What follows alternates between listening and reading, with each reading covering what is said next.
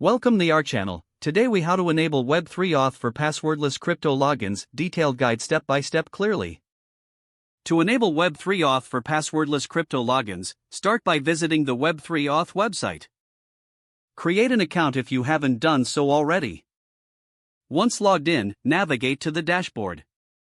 Click on the Create New Project button. Fill in the project details, including the name and description. Select the appropriate blockchain networks you wish to support. After creating your project, you'll receive an API key. Keep this API key handy, as you will need it later. Now, navigate to the documentation section on the Web3Auth website. Download the SDK relevant to your development environment. Integrate the SDK into your application by following the setup instructions. In your application code, initialize Web3Auth using your API key. Configure the authentication options. Select your preferred login methods, such as Google, Facebook, or email. Implement the login function within your application. Make sure to handle user authentication states properly. Add error handling to ensure a smooth user experience.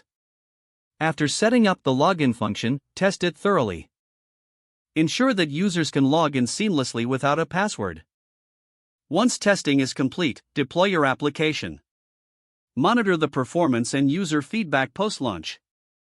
Adjust settings as necessary based on user responses. Congratulations, you have successfully enabled Web3Auth for passwordless crypto logins.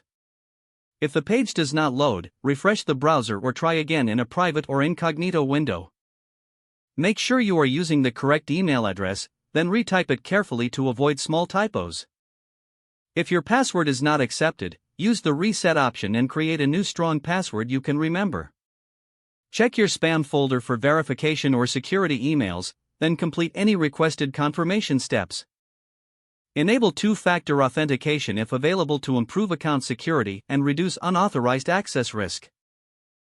Don't forget to like this video and subscribe to our channel for more step-by-step tech guides.